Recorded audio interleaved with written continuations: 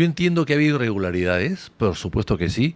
Entiendo lo que dice el doctor Blume, a quien aprecio, por supuesto, y respeto. Igualmente. Pero No está de acuerdo. pero no, yo creo que bueno, estoy de acuerdo en el sentido de que es un hecho punible y que se debe aplicar todo el peso de la ley a los de la OMPE, que para mí ya es una organización criminal. Organización criminal, porque no creo que Corvetto haya hecho él solo todo. Él lo ha hecho con su gente y claro, y más que un dictado político o un interés político, ha habido acá corrupción, más que todo, ¿no? Corrupción. Y eso es lo que se está mostrando, porque los grandes autores de todo esto, materiales me refiero, es la compañía esta que, teniendo un capital social de 40.000 soles, que no sirven ni para comprar un camión, le dieron la facultad de tener 50, 80 camiones para que repartan el material electoral y por supuesto que no pudo hacerlo porque luego lo hizo hasta en mototaxi. Entonces, esa es una gran responsabilidad.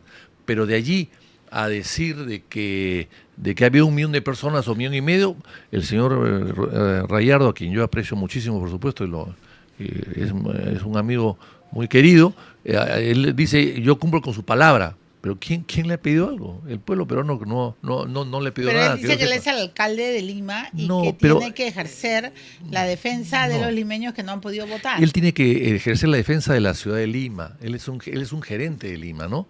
El tránsito, si quiere el agua o el desagüe, las edificaciones, el servicio a la ciudad. Pero nadie lo obliga, como alcalde de Lima, a salir en defensa de la obligación, no solamente derecho, la obligación que tenemos los peruanos de votar, porque si no votamos nos multan, ¿no? Entonces yo creo que es diferente el tema. Pero en todo caso, insisto, hay habido irregularidades. Ahora, yo quiero decir lo siguiente, yo he participado mucho en convenciones americanas de republicanos y de demócratas en el pasado, y siempre en Estados Unidos se quejan de que las elecciones no son perfectas en los Estados Unidos. Tan es así de que un presidente Bush fue elegido por un juez, la justicia de Florida. Sin embargo, ellos nunca han cambiado el sistema, a pesar que tiene 200 años, nunca porque dicen que finalmente funciona. O sea, hay imperfecciones siempre en todas las elecciones. El tema es que lo que vale es el porcentaje mínimo que debería existir para ese tipo de imperfecciones y no que sean la mayoría. O sea, para entenderlo bien, usted no está de acuerdo con elecciones complementarias y las personas que ese día no fueron a votar, fueron y no encontraron su mesa de sufragio instalada y tarde no regresaron, problema de ellos. Pero yo he votado en Cañete y he votado en 5 minutos o en 10 minutos. Mi mujer votó en Lima y se demoró 5 horas en votar y se quedó. Pero se ha hecho una estadística, hay un portal, una plataforma que ha hecho una estadística diciendo de que comparando con todas las mesas de Lima, que solamente dejaron de votar 2.7 personas de 1.400 mesas, que se instalaron después de las 10 de la mañana. Esos son 15 o 20 mil votos. O sea, no podemos decir que por este tema que es grave, por supuesto que sí, pedir un fraude o una nulidad de las elecciones y unas elecciones complementarias, porque eso de hablar fraude le hace un daño milagros tremendo al país. Es tremendo, es como que tú salgas a la calle y decir que tienes la peste bubónica encima, nadie se acerca a ti. Ese es terrible lo que se está haciendo con el Perú. No podemos hablar de fraude hasta que no salgan las pruebas, por lo tanto, que haya auditorías, deben haber. Es una pena que las auditorías recién las pidan ahora, se debe pedir antes de, como fue el año 2000, que se hizo un zafarrancho y una auditoría de las computadoras antes de las elecciones y que fracasaron y lo denunciamos nosotros el año 2000 y nadie nos hizo caso. O sea, eso se hace antes o no después. Pero en fin, hay que hacerlo y hay que verificarlo. Pero no hablemos todavía, por favor, de fraude, porque el daño al Perú que se le está haciendo en el extranjero es fatal, irrecuperable además. Muy bien, Rosa Bartra, lo mismo, su opinión, por favor. Milagros, he escuchado atentamente la posición del doctor Blume y de mi querido amigo Víctor Andrés, y creo que en el fondo coincidimos los tres.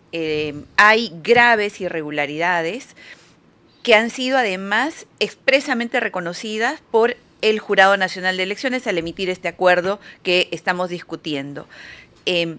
Hay el tema de las cifras y ahí yo apunto mi crítica directamente al acuerdo que ha publicado el Jurado Nacional de Elecciones, porque es el jurado el que introduce estas cifras que se han tomado por algunos de acuerdo a su conveniencia. El jurado habla de 1 millón de afectados porque dice, ese es el número de electores sobre los cuales recayó la irregularidad, que se abrieron tarde o que votaron al día siguiente.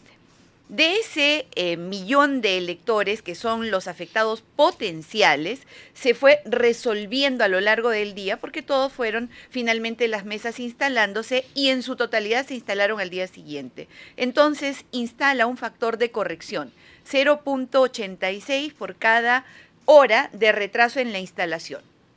Y con ese factor de corrección, y ahí está mi crítica, hace una conclusión general. Dice, el ausentismo es multicausal, hay muchísimas razones por las cuales la gente no vota, pero el impacto no ha sido significativo en el resultado. Uh-huh. ¿No? Eso Entonces, es lo que dice el jurado. Exactamente, pero habla de cifras, 1 millón, medio millón, 0.86% por cada hora. Entonces, al introducir el jurado data dura, cifras duras y al final terminar con un cálculo abierto y difuso, entonces se presta para que cada quien lo interprete como le conviene a sus intereses o a sus derechos lesionados.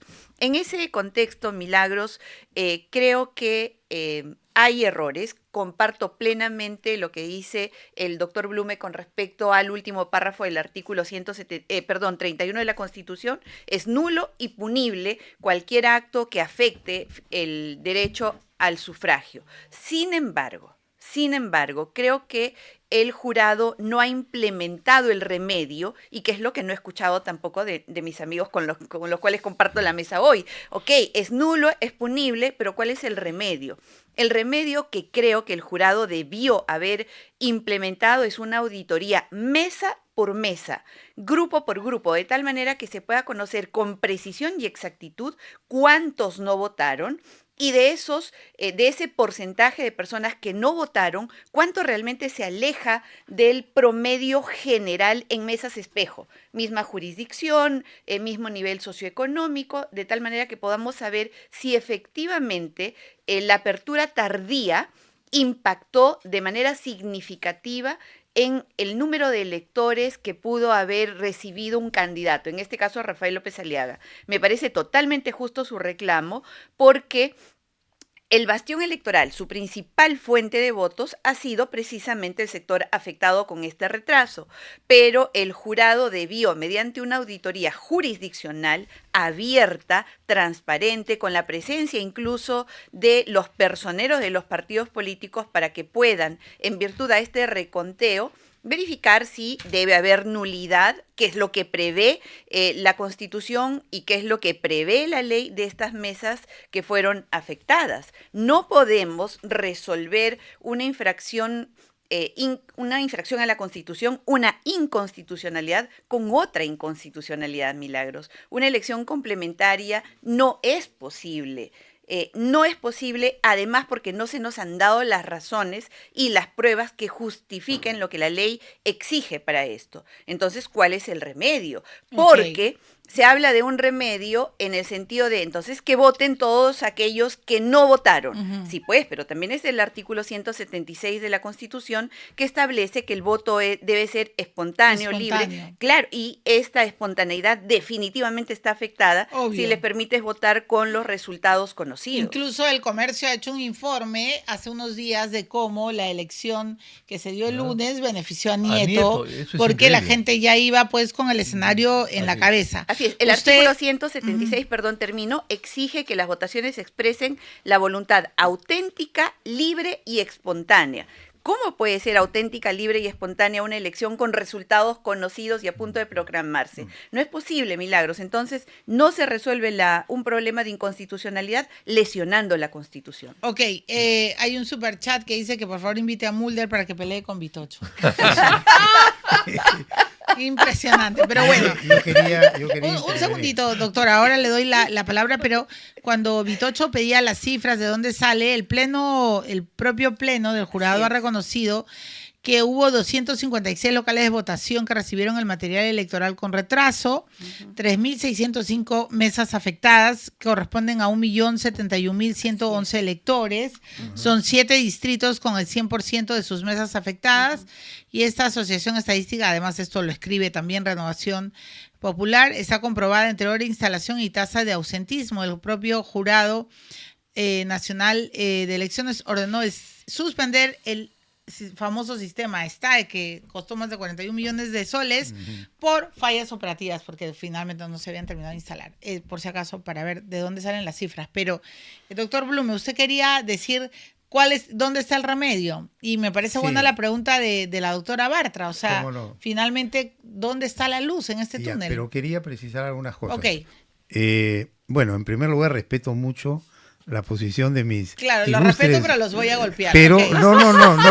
no los voy a golpear, sino voy a decir mi punto de vista. Ya, voy a bien, decir mi punto de vista. Primero, que lo que ha acontecido, y estoy constriñendo mi análisis a lo que aconteció el 12. Lo que ha ocurrido el 12 no está previsto en la ley. Es decir, que la propia autoridad garante de que los derechos sean ejercidos a plenitud y sin impedimento sea la que haya provocado la lesión del derecho al sufragio. Entonces estamos frente a una situación que escapa a la previsión normativa del legislador y por lo tanto debe resolverse no a la luz de una norma, sino a la luz de los principios y valores constitucionales, la lógica jurídica y el espíritu de conciencia de los miembros del jurado. O sea, la supremacía del derecho a elegir. Exacto.